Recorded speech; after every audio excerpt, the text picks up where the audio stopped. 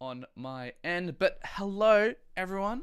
I think I might give it another 2 minutes or something before I'll start going on in with the questions and whatnot. But hello, welcome on in to the AMA. I'm gonna be reading questions and I'm gonna be answering them. I'm actually curious. I can do stuff. I'm just like looking around. It's like, what can I do in a stage? Because this is probably going to be one of the only times I ever use one, which will be interesting. So yeah, I hope everyone. And we do have the chat itself. If you want to, the chat within this actual channel. If you don't want to talk there, I will be bouncing between there and the AMA questions. Although I do request, if you have any actual questions to answer in the AMA, if you post them into the AMA questions channel rather than the stage channel, just leave the stage channel for general chatting, like a Twitch chat, like a YouTube live chat, whatever. And if you no, I would not, I would not be doing general bringing people onto the stage, because I feel like there could be issues that arise if I allow just anyone to come on in, unfortunately. So there is that. But that is that, and I shall, get started now. All right. Oh, okay. Let me actually move the... No, not Spotify. Oh, I've stuffed my windows over. Okay, that's better. Alright, I will start at the top and I will mark each reaction as I go, so you know what I'm answering and what has been answered if you listen to that. So, first question of the day. Favorite meta of Splatoon 3? Not the crab meta, that's for sure. um, I'm I'm kind of I kind of like where the meta. Oh, I feel like at the start of the. I feel like at the start of this meta was. I feel like the most enjoyable. Like the real rise of this current tactical meta. I'm really a huge fan of tactical meta, honestly. It's I enjoy how tactical really just, it's not necessarily, a special that shuts down anyone. Like, yes, quick respawn, can really keep up aggression, yada yada, I know that, but it's more of a special that really enhances your own abilities as a player.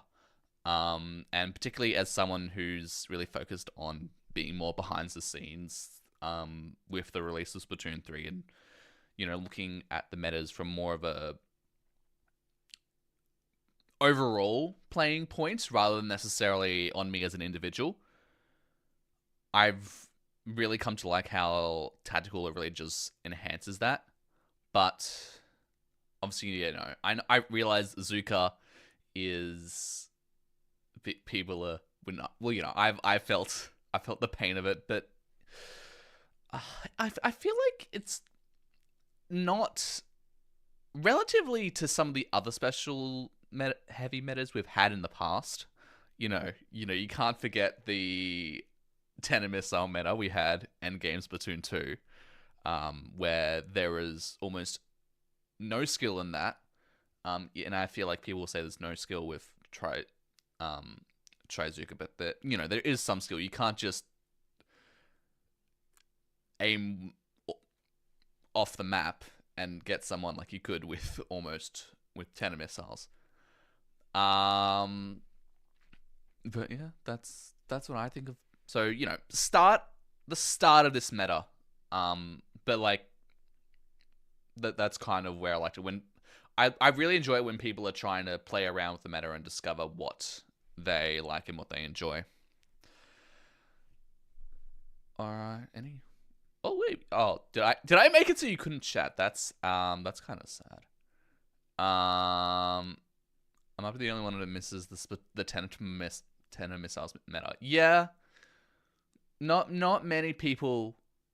Not many people miss that. I don't miss it. Even though I was one of the people who was using the tenor missiles in that meta, I don't miss it. Like, having to constantly avoid, ink armor as well. Like, ink armor and tenor missiles almost mandatory specials to include in team comps if you're really trying to get competitive.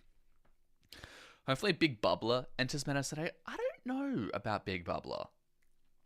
See, Big Bubbler is it's a rejection type of special, and I'm not a huge fan of those. If I'm not a huge fan of any special where you stand, it immobilizes you. So, Crab falls into this sphere, Big Bubbler falls into this sphere. What else of the Splatoon 3 specials that currently fall into this? I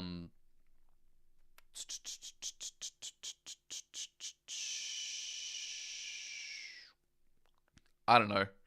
If Inkwall suddenly got buffed to the max, maybe maybe that would also fall in the sphere Inkwall meta. I don't know. Those are the type of things that I don't know. I don't think would be super healthy in terms of keeping competitive play interesting. In fact, true. Yeah, in fact, definitely falls into that sphere as well. Alright, next question. Is it truly dangerous to go alone? It always is dangerous to go alone. Have you ever tried doing a 1v4? I wouldn't recommend it. Will there be plans to host another off-the-dial story mode tournament or a similar event in the future? I think it'd be very interesting to participate in events like that. Maybe. There currently aren't any plans for that. We haven't got anything in the works for that. Story mode is... It's a hard tournament to run because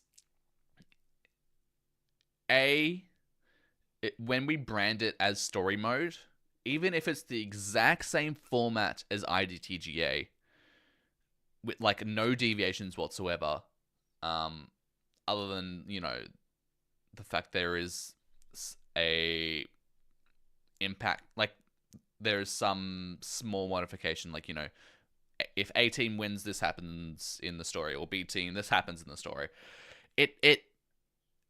The amount of people that participate in it, even if it's the exact same format as IDTGA, and I marketed it as the exact same thing as IDTGA, we'll get 10% of the amount of participants as IDTGA, which is really unfortunate. And yeah, I'm not in it for trying to get player count up. I've never been in it for that, but it's obviously a factor that when you have these events that you put it. Story mode takes so much time to prepare,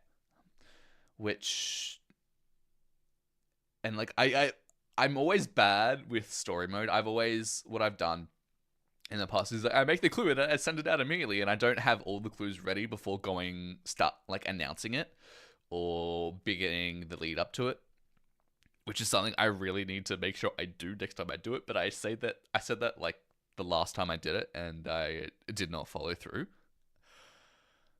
So there is that. But yes, I do think we could definitely do another story mode in the future, especially now that we have our website.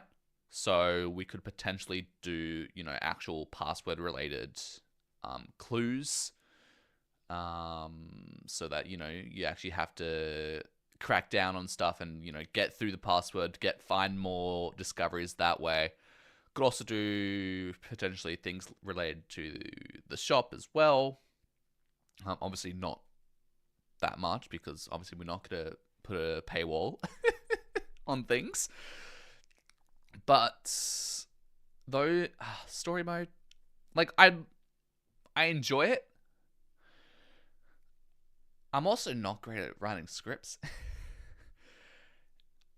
And if we were to redo it, it would be to do like in an entirely new scenario. It wouldn't be like chapter 4 or anything like that. It would be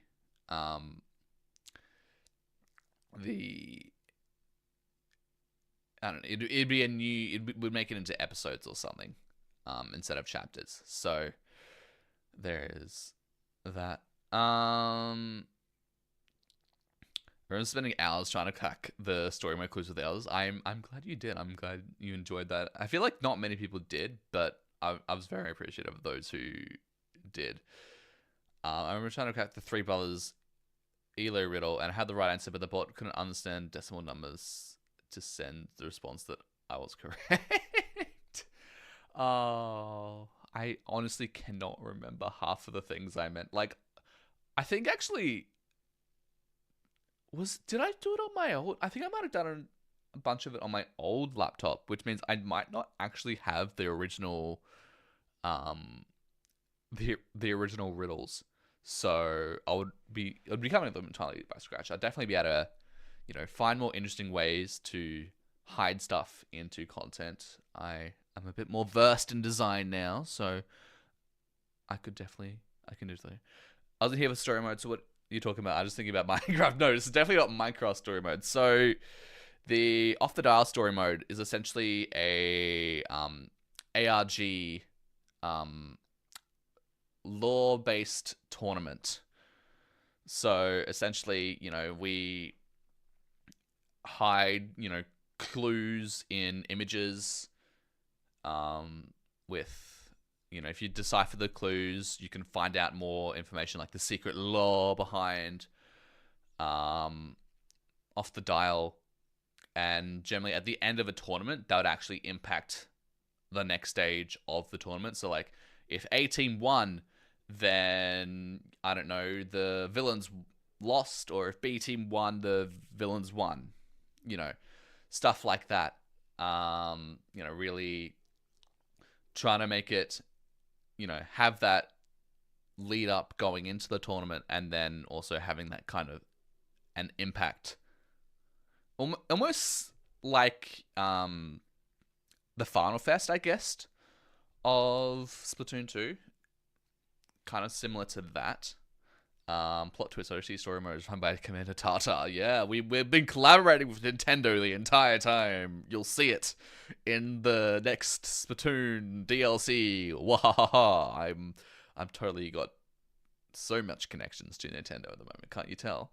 From our amazing tournament we had with the NTO last time. All right, that is that one. What inspired the tournament series? What was early life in the server like? I can easily answer what was early life in the server like. It was very dead. Like, it even gets kind of dead at the moment with the amount of members you have. Like, you don't see the chats obviously popping off, but imagine that, but a lot less. That was what the server was like in the early days. But what inspired the tournament series? So originally I wanted to get into a team for Splatoon. I didn't want to make a free agent post and try. So I was like, is there any tournaments I could do this? I couldn't find any, so I made my own. That was what led that there. And ironically, by doing this, I made it that much harder for me to actually play in a tournament, because I run it, and you cannot really, like, I think the first ever IDTGA I played in it, but that was because it became an absolute bonfire of a hell.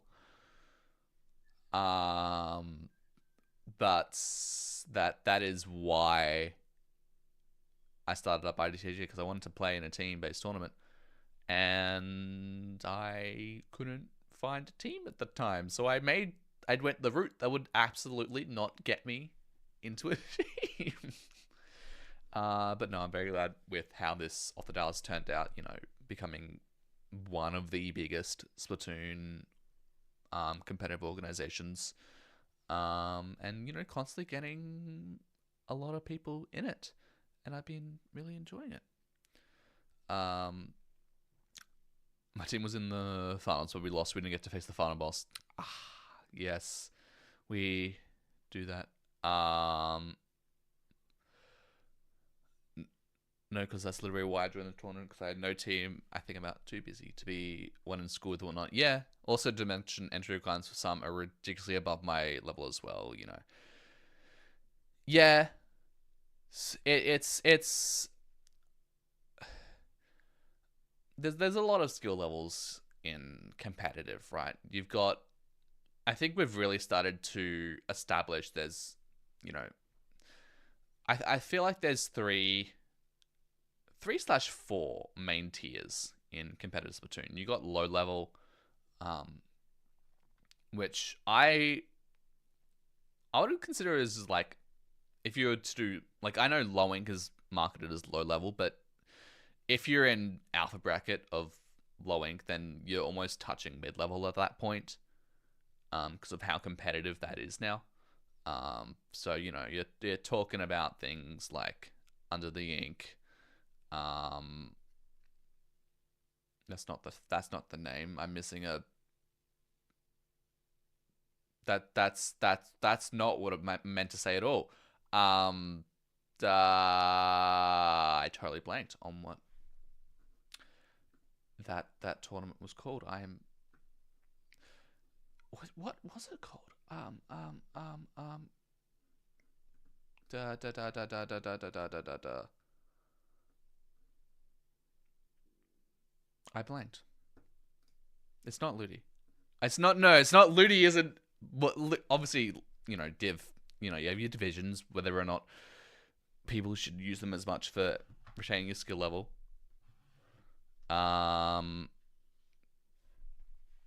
But I. There are some things.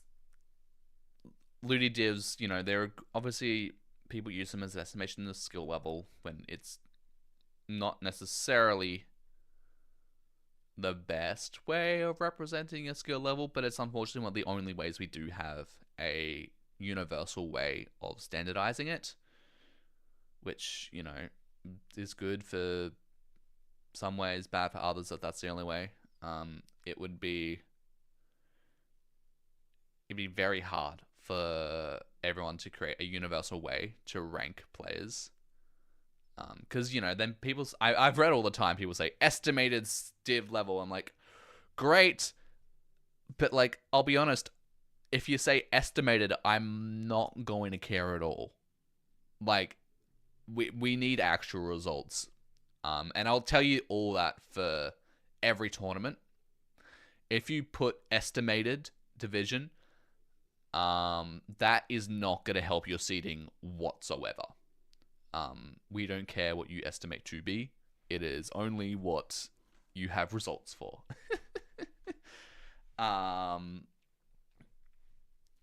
But yeah, the results, and obviously, results can be very subjective if you know what tournaments are going on. If that's why I get other people like Wolf, to help me with team making, because I am sometimes quite out of the loop with the competitive scene.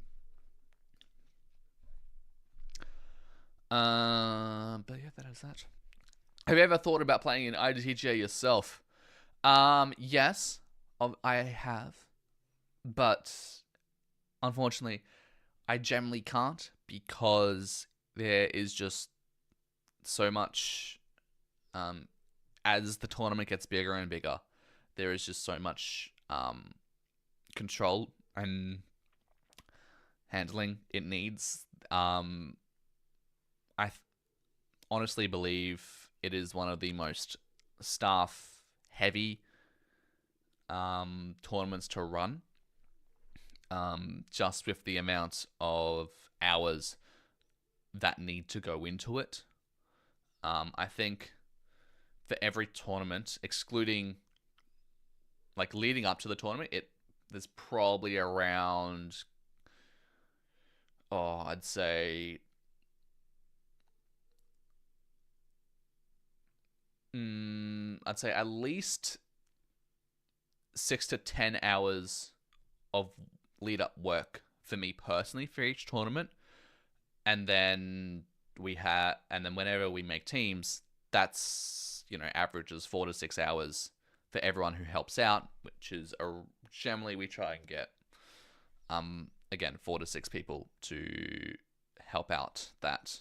So cumulative hours, 30 to 50 hours of staffing required before the tournament even begins is a lot higher than majority of the tournaments that exist out there.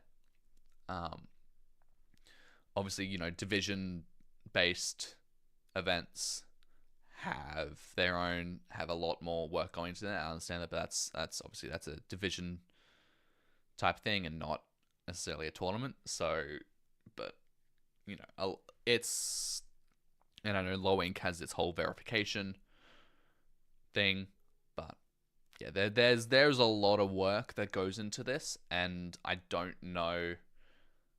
feel like I can always just step back, because I feel like as many people I try and get in to help, we always still could use the extra one to make it that bit better. And I don't feel like it's fair if I see all the team information necessarily before the tournament. If I was to play it, I would kind of need to be that unbiased factor. I have played in obviously the some of the invitational ones, like the Creator Clash or the All Stars, because they're a lot less preparation heavy in terms of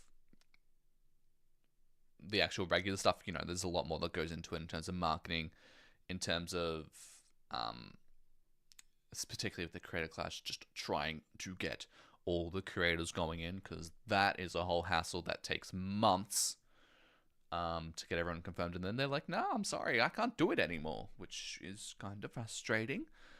The amount of times I've had to reach out to Spawn Point to just help me get a few extra people in is just insane. Huge thank you to Milana for helping out with that. But yeah, how do you even get an established user? Oh, you sign up for Ludi and play it. I might be playing it this season. We might be trying to do it, and we might be trying to brave the hours. Because yeah, I am the true final boss. Of course, I'm the true final boss. You can't. Can you truly ever beat me? I'm sure people could. I am definitely out of practice. What inspired the multi-bracket formats? Is there anything you miss about the old format? I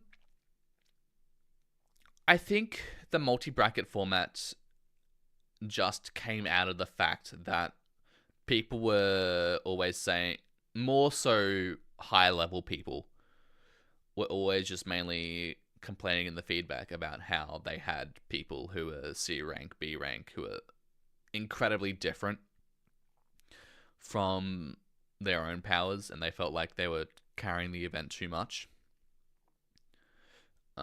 So it's more of a, it was more designed to cater to top level rather than necessarily that for the intention of segregation. It was more just to make them a bit more satisfied.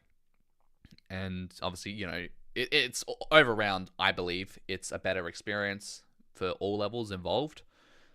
Not, you feel more confident when you're playing with people on a similar skill level to you. Regardless if people believe or not, they should be in that bracket. That's always going to happen, no matter what event you're in. There's skill-based leveling, like on entry. You see it with Flutie. You see it with, I don't know, any band series. So any tournament with bands, like I don't think I should be in this div. Like, get ready to see that again once Ludi divs are released. But yeah, IDTG All Stars Season 1. What happened in Season 1? Oh yeah, I played in that, yeah. I rush the VOD sometimes. It's so funny to look back on the final match. What? Wait, what happened in the final match? Anyways, you got a dip. No problem. And yeah, we'll move on to the next one. Oh, is there anything I missed about the old format?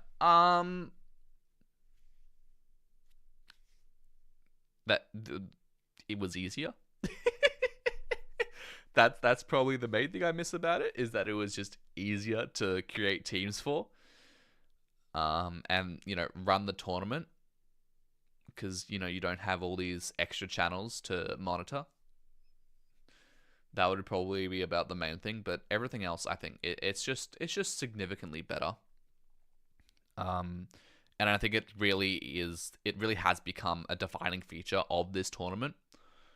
That has really helped us grow, particularly since we introduced it right before we started Splatoon 3 tournaments. And when you had that real peak in competitive interest, because I don't think we've hit the numbers. Because I think our two best tournaments was the one right after Splatoon 3 released, and then one, like, I think just after Fable. I think those were our two biggest tournaments. Are you actually the true final boss? Yes, I am. But I'm sure I'm not in top level. I'm not competitive top level. So realistically, could you beat me? Yes.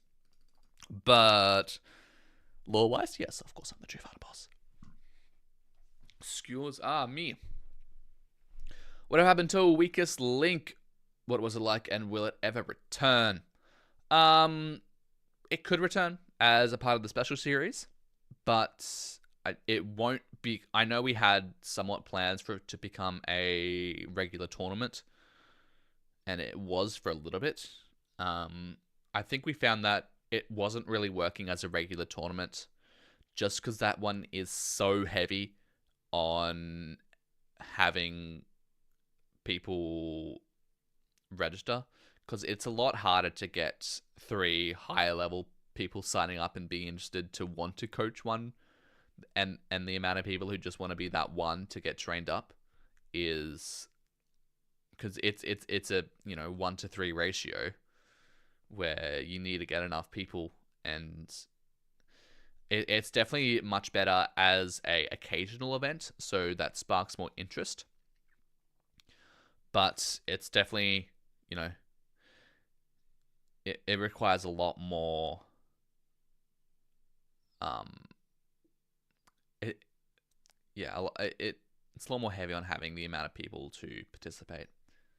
So that does make it a bit harder to keep that running, and yet we might run in the future, might not. At this stage, we don't have any plans for it.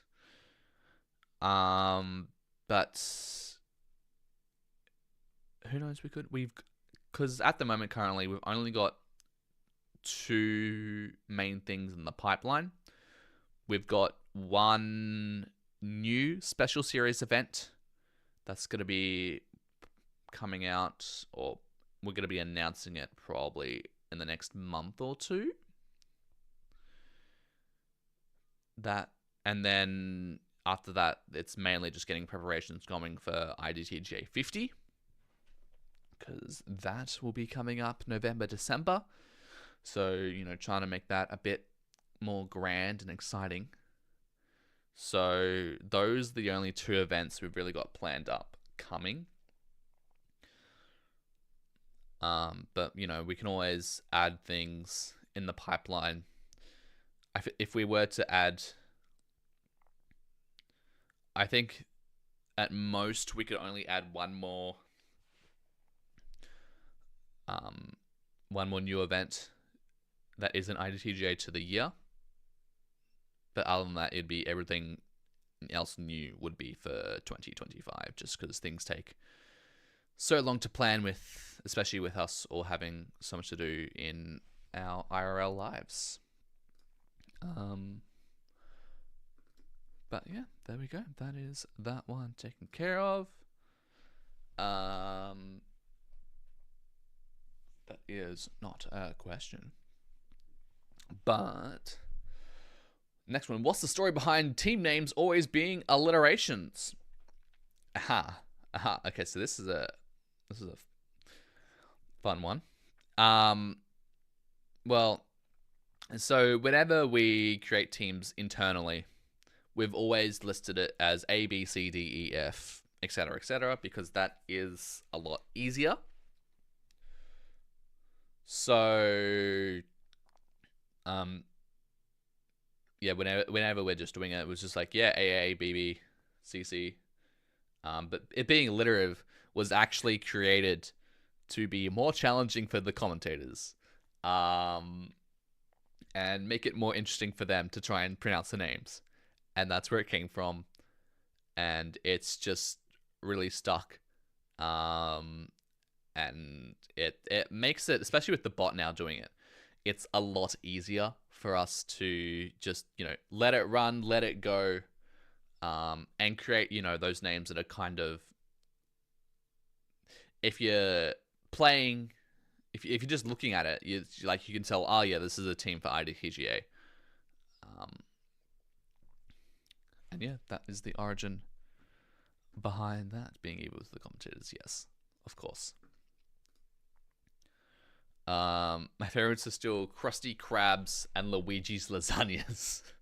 Well, both of those were team-generated names, not auto-generated, so people like to have fun with that. And I encourage that. Will the winner of the OTT community competition be announced soon? There won't be a winner per se. It will be just a thing that, I think probably, how many submissions did we get? 1, 2, 3, 4, 5 submissions. I think probably most of those will just go onto the Twitter, because the idea was that if there was more than, 5 or 6, then we would shortlist them to then go onto our Twitter. But, because there are only that many, we'll probably going to not do that. So we'll be likely to use those once we announce the next IDTGA, and separate, obviously, we'll post them when they are better to use. Are you going to keep using NTO? For the moment, no. However, I would like to in the future. I was told there was possibly divisions that we could use on NTO, so that would be good for the brackets. However, unfortunately, there isn't really a way for me to test that, if that would work, without doing another full-scale test run. But we will absolutely not be going back to NTO until they at least have match chat. But knowing Nintendo, the likelihood of a match chat being added to one of their services is extremely low. So it'll be very unlikely we move to NTO. Excuse me. Um, I have been kind of looking at possibly moving over to Sendu, but again, there would still need to be new features developed on Sendu for us to transition over to that, which I have been in discussions with him about, which I don't, which so those features may or may not come. Definitely not in the short term, that's for sure. So that is the idea with that. So at the moment, we're just really sticking on Start GG, for the foreseeable future. And even if we do switch to a new thing, like, we were never going to go straight and continue on with NTO from last season, because we'd still need to develop and change some of the features so that we could support that with our bot and other stuff that we do around that, which would probably take at least 2 to 3 months. Wait, let me mark that as tick. Any plans to stream other brackets? If we had like a massive stream team, if we had enough people to stream other brackets, we would do it. But generally, I struggle to get one streamer and 4 commentators every season, even with the amount of people in the staff server. So, unfortunately, probably not going to happen. But something I have been considering doing is having a replays channel, so people can post replays of matches, and then we could possibly put that on between, like, in a break between matches, not with any commentary or gameplay audio, but, you know, maybe just having that on in a break to have a bit more interesting gameplay going on in that area.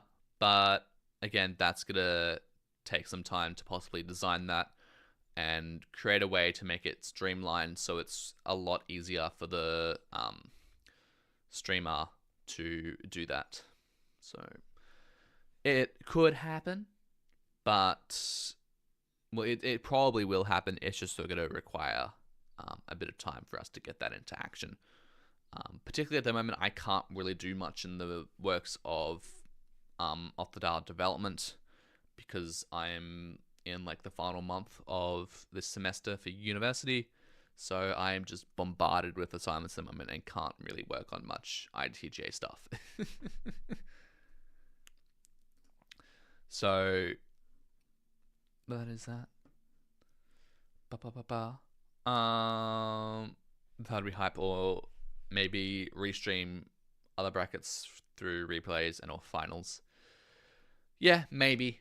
I don't know if we'd restream whole brackets, because the amount of, even if we do say to everyone, post your replays here, everyone doesn't post it, and we're not going to just follow, you know, one team for a bracket, because that wouldn't make sense.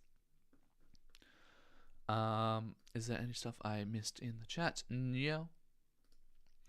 Is there any other questions people want to ask? I do see Epic still typing, so I will let you post that. But yeah, that's that. I hope you all enjoyed the AMA. I know it's definitely quite short, but that's the life of this. You know, if you any tournament series type of thing where, you know, you try and do something that is at the tournament, the amount of interest that people get into it is a lot lower. People just want to play in the tournaments, you know. And we noticed that, you know, with the Creator Clash versus ITGA gets so many more viewers than Creator Clash just because everyone's playing in it. So they're more interested in tuning into that, which is fair. But obviously, I'd like the Creator Clash to get more viewership because it is such a huge undertaking to run that. But that do be life. We ever consider weapon bans or restrictions like other tournaments? Very likely no. Because we want to appeal to all aspects of the skill tree. But obviously, where probably the range of our tournament goes from more high mid level down to extreme low level. We don't really touch top level a whole lot. Like, you got the occasional one or two Div 1 player who jumps on in, but we more cater towards making the tournament as easy to understand as going in. So, by introducing weapon bans, you're just adding an extra level of complexity to the event. And unless the entire competitive scene decides to ban the particular weapons, and I've seen the results of the TO Guild survey, but even still, after the discussions with other TOs, it's looking like it's unlikely that any complete community-wide bans are going to go into effect, at least for this year. There will, if you're expecting to see any community, we will join in potentially if there's a community-wide ban on certain things, but I am personally quite against doing bans on weapons. I always think a tournament should be representational of who is the best at playing in the current meta and in the meta as it is. And that's using whatever you have to your advantage. I'm like banning screen or restricting duplicate specials. Yeah, only if, the entire community is doing it. Not like a few tournaments are doing it, but like the entire community is unison on a particular thing, then we'd join in, potentially. Have you been a TO for other tournaments before? Yes, I'm a TO for Oceanic and Vic Urchins. So Oceanic being the OCE main organization, and Vic Urchins being kind of a subdivision of that for lands in Victoria. So I help TO both of those, more just managing the Start GG for those events, and creating the formats, including the upcoming BAM 14 in Victoria, which is, we haven't actually gotten a lot of signups for that, but is probably one of the more competitive LAN events for Melbourne, Victoria. So if you're in the Victoria, check out BAM, because we need more people to sign up. That'd be great. It's a 2-day. It's a 2-day event, so that should be interesting. But other than that, in terms of other orgs, generally not. I help more commentate and stream other tournaments. For what I help stream Dapple events, mainly Squid Junction. But I also do commentary for Squid Junction, for the AU one that Dapple also does. Occasionally do commentary as well for Sink or Swim, Swim or Sink. What else do I do? I do. Oh yeah, I do commentary everywhere. Um, I'm trying to think of other places I've definitely done it. Like AU, I'm definitely generally over. But I was so close to potentially being commentators commentating the Australia final for the world champs. So close if Nintendo didn't wanted actual, but Nintendo wanted actual people who done a bunch of other games and had never touched Splatoon before, to commentate it. I was literally so close to doing that, and kind of sad that they chose that route, but like I understand.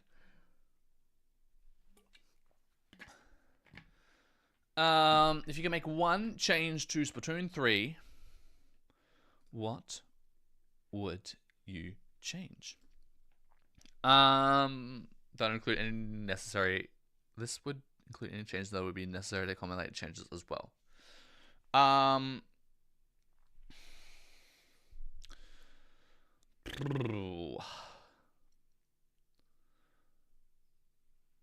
Better NTO. I think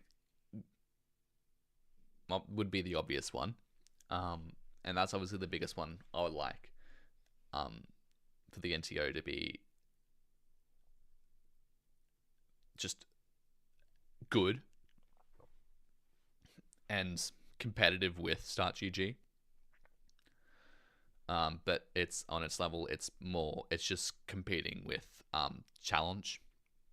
So if you're ever using a challenge tournament in Splatoon 3, you should not do challenge on Splatoon 3 anymore. Always use NTO instead of challenge. But if you want any more complexity, the NTO is nowhere near the flexibility of Sendu, of Battlefire, of Start GG. But in terms of the actual game, I feel like the change. There is one change I've always ranted about whenever I stream, and it's honestly still the biggest change I like. It's quite small, but I would like a way to listen to like when you're in the lobby of Splatoon 2 and waiting for a match. I'd like there to be a way for you to just listen to the music without any of the echo. Like if you could go back into the battle kettle while matching. That would honestly just be the biggest. That's the main change I would like to see to Splatoon 3. Other than, of course I'd like to see third kits. Of course I'd like to see more maps. More content is obviously I would like that more. And it's obviously a bigger priority. But if we're talking about something I'd like to change, that would be that maps that just aren't Tetris blocks. Yeah, better reworks could be nice. But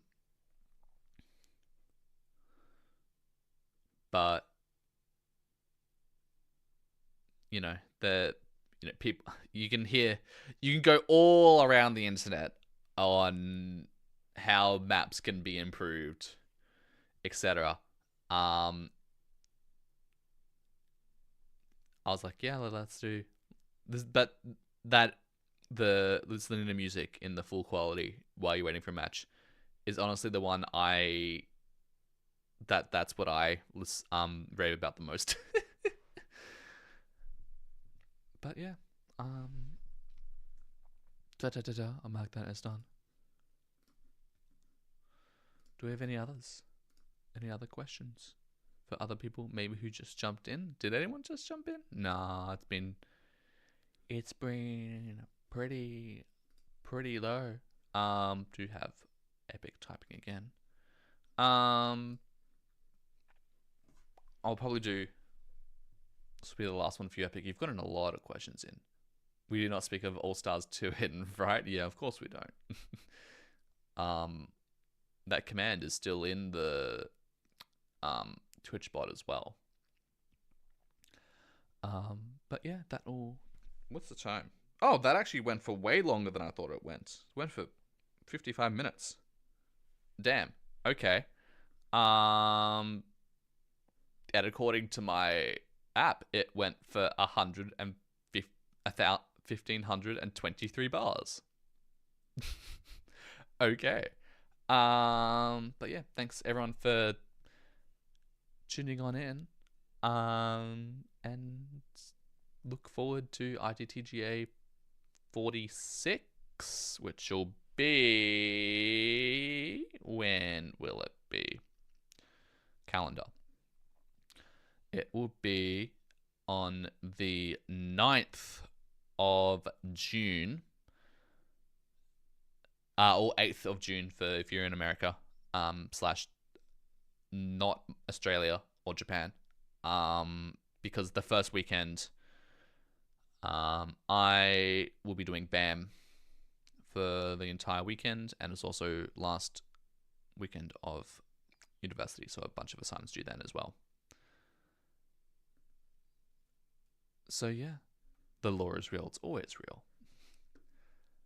But yes, thanks everyone for tuning on in, and have a lovely morning, afternoon, or evening, depending on where you are.